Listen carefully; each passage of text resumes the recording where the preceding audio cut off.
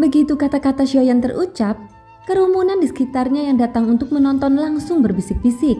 Mereka tak kuasa menahan diri untuk tidak mendesah melihat keberanian Xiaoyan. Bahkan jika dia adalah seorang alkemis tingkat 3, karakter ini terlalu ceroboh.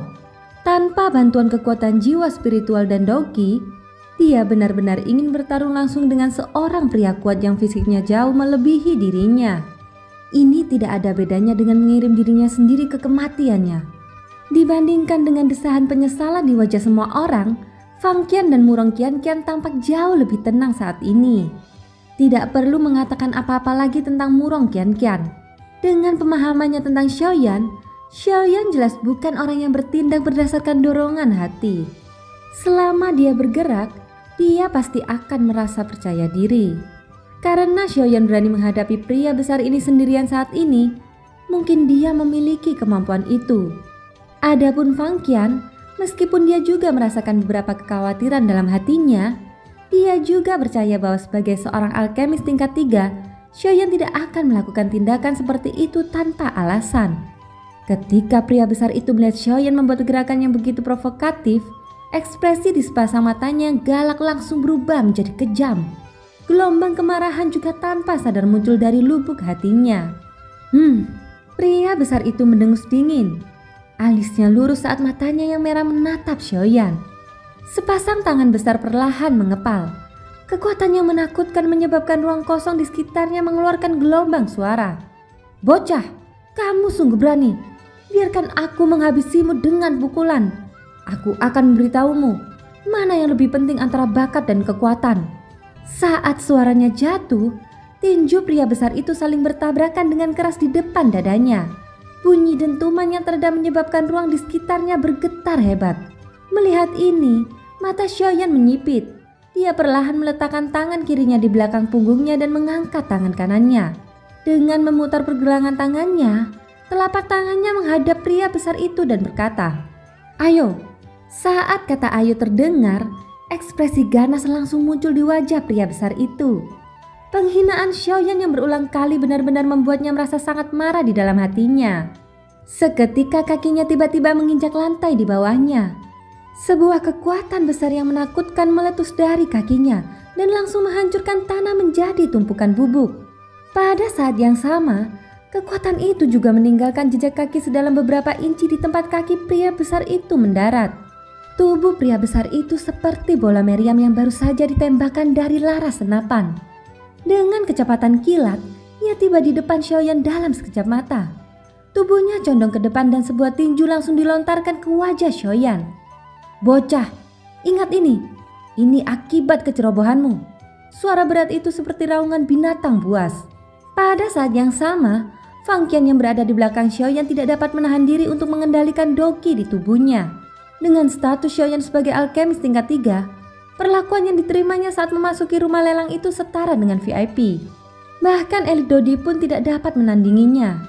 Jika orang seperti itu terluka di depan rumah lelangnya hari ini, rumah lelang Tianyun miliknya tidak akan lagi memiliki kesempatan untuk berteman dengannya. Ekspresi wajah tua Fang Qian berubah saat memikirkan hal ini. Rasa dendam muncul di hatinya terhadap pria besar itu. Jika pria besar ini benar-benar berani menyakiti Xiaoyan hari ini, dia pasti akan menyerang untuk membunuh mereka berlima. Inilah daya tarik seorang alkemis tingkat 3. Akan tetapi, pada saat berikutnya, sudut mulut Xiaoyan perlahan terangkat dan dia memperlihatkan senyuman lembut. Seketika tangannya yang terulur sedikit miring. Pada sudut yang sangat aneh, secara kebetulan tangan itu menangkis tinju besar pria besar itu. Mata lelaki besar itu tanpa sadar menyusut ketika dia melihat pemandangan ini. Dia tidak menyangka bahwa Xiaoyan benar-benar dapat memblokir serangannya bahkan pada tahap ini. Namun semua ini sudah terlambat. Tinju besar pria besar itu sudah tiba di depan wajah Xiaoyan. Jaraknya hanya sekitar 1 kaki. Bahkan jika Xiaoyan menggunakan tangannya untuk melindungi dirinya sendiri, bagaimana mungkin dia bisa menangkisnya? Pria besar itu tertawa dingin di dalam hatinya. Ekspresi wajahnya menjadi semakin ganas saat ini. Tinju besar yang dilemparkan ke arah Xiaoyan juga menjadi semakin menakutkan. Namun pada saat berikutnya, ketika tinju besar pria besar itu menghantam dengan keras, seolah-olah tinju itu menghantam tembok kota. Tinju besar yang mengandung kekuatan ekstrim itu dengan mudah ditangkis oleh telapak tangan putih yang tampak seperti milik wanita. Adegan ini sontak saja membuat ekspresi wajah semua orang langsung membeku. Pada saat ini, semua orang yang hadir seperti patung.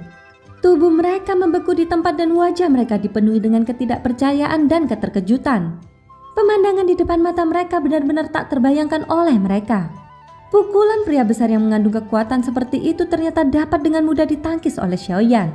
Terlebih lagi, saat ia menangkis pukulan pria besar itu, tangannya bahkan tidak gemetar sama sekali. Ini juga berarti bahwa pukulan pria besar itu bahkan tidak memiliki kemungkinan untuk menggoyahkan Xiaoyan.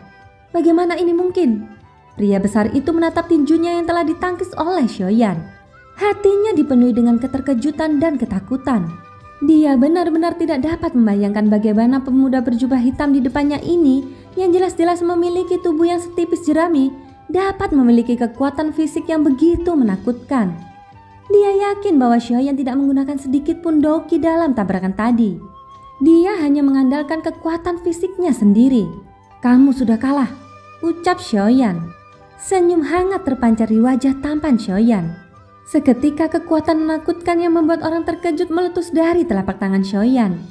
Hanya dalam satu serangan, dia telah membuat pria besar itu melayang dengan telapak tangannya. Ekspresi wajah pria besar itu langsung berubah drastis. Tubuhnya yang kekar bagaikan beruang saat ini tanpa sadar mundur. Setiap kali kakinya mendarat, tanah di bawah kakinya akan runtuh dengan suara keras. Baru setelah langkah kaki pria besar itu mundur lebih dari 10 langkah, ia bertabrakan dengan keras dengan kerumunan di belakangnya. Kerumunan itu jatuh dan tubuh pria besar itu akhirnya berhenti pada saat ini. Pada saat ini mata semua orang dipenuhi dengan keterkejutan yang tak tertandingi saat mereka melihat Xiaoyan. Di luar balai lelang, kata tidak percaya tertulis di seluruh wajah orang-orang yang hadir. Setiap orang dari mereka memiliki ekspresi tercengang dengan mulut terbuka lebar. Tak seorang pun yang hadir menduga kejadian di hadapan mereka. Tebakan dalam hati mereka ternyata dipatahkan oleh pemuda berjubah hitam ini. Pria besar itu terbatuk-batuk beberapa kali. Butuh waktu lama sebelum dia bangkit dari tanah dengan bantuan beberapa orang di belakangnya. Seketika sepasang mata bulat besar langsung tertuju pada Xiaoyan. Pada saat ini, ekspresi menghina di mata pria kekar itu menghilang. Sebaliknya itu digantikan oleh keterkejutan dan rasa hormat dari lubuk hatinya. Dia tidak pernah membayangkan bahwa pemuda berjubah hitam yang tampaknya lemah di hadapannya akan memiliki kekuatan fisik yang begitu menakutkan. Tidak mengherankan dia diperlakukan seperti itu oleh Fang Qian. "Adik kecil, kekuatanmu luar biasa. Aku mengagumimu. Mengenai apa yang terjadi sebelumnya, aku akan meminta maaf kepada adik kecil. Aku harap kamu tidak akan menyimpannya dalam hati." Setelah berdiri, pria kekar itu membungkuk hormat kepada Xiaoyan. Ini adalah rasa hormat yang seharusnya ditunjukkan seseorang kepada seorang ahli. Pada saat yang sama, ini juga menunjukkan rasa hormat yang dimilikinya kepada Xiaoyan. Meskipun pertukaran pukulan sebelumnya tergesa-gesa dan singkat, pria kekar itu masih bisa mengatakan bahwa Xiaoyan di hadapannya memiliki kekuatan yang jauh melampaui kekuatannya sendiri. Meskipun kultivasinya tampaknya hanya setara dengan Bandi bintang 6, itu masih belum cukup untuk sepenuhnya menggambarkan kekuatan yang dimilikinya. Ini adalah sesuatu yang telah ditampilkan dengan jelas oleh tabrakan antara keduanya sebelumnya. Terlebih lagi, dilihat dari kekuatan yang meletus dari serangan telapak tangan Xiaoyan sebelumnya, jelas bahwa Xiaoyan menahan diri saat melancarkan serangannya. Jika tidak, pria kekar ini tidak akan terpental hanya dengan satu pukulan. Melihat pria kekar itu menunjukkan sikap hormat kepada Xiaoyan, keempat orang di belakang pria kekar itu saling memandang. Lalu tanpa ragu sedikit pun mereka juga membungkuk kepada Xiaoyan dengan tangan mereka saling bertautan. Dari sini dapat dilihat bahwa hubungan kelima orang ini sangat dekat. Jika tidak mungkin keempat orang di belakang pria kekar itu bereaksi secara serempak hanya karena tindakan pria kekar itu sendiri. Melihat kelima orang di hadapannya menunjukkan sikap hormat kepadanya, Xiaoyan tanpa sadar memperlihatkan ekspresi heran. Hal ini terutama berlaku bagi keempat orang di belakang pria kekar itu. Di benua yang kacau ini, bisa memiliki saudara yang pernah berbagi suka dan duka dengannya benar-benar sesuatu yang patut dikagumi. Tidak perlu bersikap sopan. Aku hanya sudah lama tidak menggerakkan otot dan tulangku. Jadi aku ingin mencoba dengan teman ini. Jika ada yang terluka, Tolong maafkan aku, ucap Xiaoyan.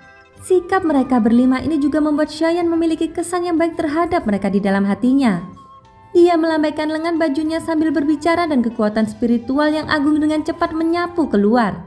Seketika kekuatan itu dengan lembut mengangkat kelima orang yang sedang membungkuk. Ini adalah kekuatan jiwa. Tindakan Xiaoyan membuat hati kelima orang itu sedikit mengeras. Kelima orang itu menundukkan kepala dan saling bertukar pandang. Mereka semua melihat keterkejutan di mata pihak lain.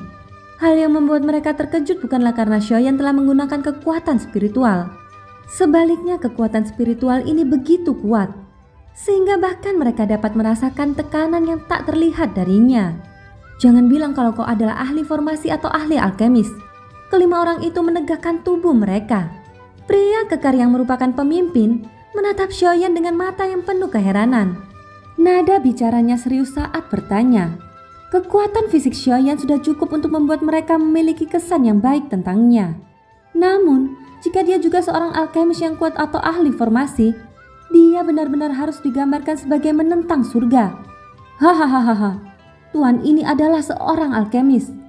Selain itu dia adalah seorang alkemis tingkat 3. Alasan mengapa dia tidak perlu mengantri sebenarnya karena dia diundang oleh beberapa elit Dodi di rumah lelang. Namun, hahaha, pada saat ini, Fang Qian yang telah pulih dari keterkejutannya perlahan melangkah maju. Dia menatap pria kekar itu dengan senyum di wajahnya. Begitu kata-kata Fang Qian keluar, tubuh kelima orang itu tiba-tiba berubah dengan hebat di tempat. Mereka segera berdiri, terutama pria kekar yang menjadi pemimpin. Hatinya dipenuhi dengan penyesalan. Dia benar-benar menghentikan orang yang diundang oleh elit Dodi dan bahkan bertarung dengannya. Pada saat ini, kemungkinan beberapa elit Dodi sudah merasakan semua ini. Begitu mereka tidak puas dengannya, bukankah dia dan saudara-saudara di belakangnya akan berada dalam bahaya? Lelaki kekar itu merasakan gelombang kesedihan di hatinya. Ketika ia memikirkan bagaimana ia telah mengirim saudara-saudaranya ke dalam bahaya karena suatu saat yang gegabah. Seolah-olah kematian sudah di depan mata mereka dan kiamat mereka sudah dekat. Santai saja, mereka tidak akan melakukan apapun kepadamu. Ini hanya sekedar bertukar petunjuk kecil. Itu tidak berarti apa-apa. Lagi pula, kupikir mereka saat ini tidak hanya tidak akan merasa tidak puas denganmu, tetapi malah akan merasa sangat puas, ucap Xiaoyan. Xiaoyan tampaknya telah menebak pikiran pria kekar itu sambil tersenyum tipis. Setelah selesai berbicara, Xiaoyan sekali lagi berbalik. Matanya yang hitam pekat menatap ke arah rumah lelang di depannya. Sebuah cahaya bersinar dalam matanya seolah-olah dia telah melihat sesuatu. Pada saat yang sama, di dalam beberapa ruangan pribadi di rumah lelang itu, beberapa pria tua dengan aura yang kuat tidak bisa menahan diri untuk sedikit mengernyit. Pemuda ini tampaknya bukan orang baik. Kekuatan fisik, doki, keterampilan alkemis. Dia benar-benar mampu melatih ketiga bidang ini sedemikian rupa pada saat yang bersamaan. Siapakah pemuda ini? Di sebuah ruangan pribadi yang agak redup dan sunyi, seorang lelaki tua yang seluruh tubuhnya terbungkus jubah hitam memperlihatkan sepasang mata tajam seperti pisau. Kilatan tajam melintasi jauh di dalam matanya yang gelap. Mata tuanya menyipit saat dia bergumam pelan. Pada saat yang sama, di ruangan pribadi lainnya, seorang pria parubaya berwajah persegi mengenakan jubah brokat menyipitkan matanya. Dia tampak sedang memikirkan sesuatu di dalam hatinya. Pemuda berjubah hitam dan wanita yang masih muda.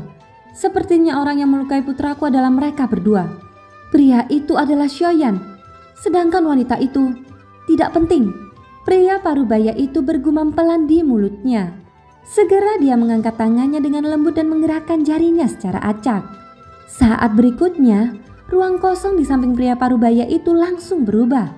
Seorang pria berjubah hitam yang wajahnya tidak terlihat jelas membungkuk dan setengah berlutut di samping pria parubaya itu.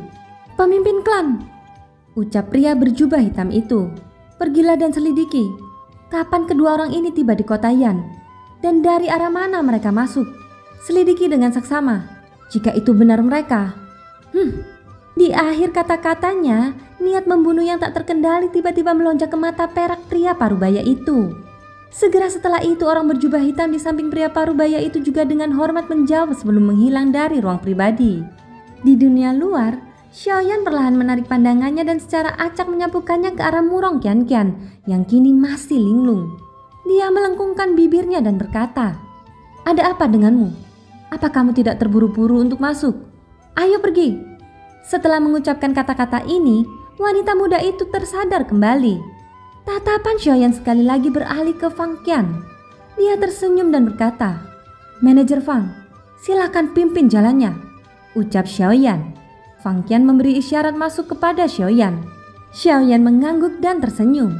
Di bawah tatapan hormat dan iri dari kerumunan di belakang mereka, mereka bertiga perlahan menghilang dari rumah lelang yang remang-remang.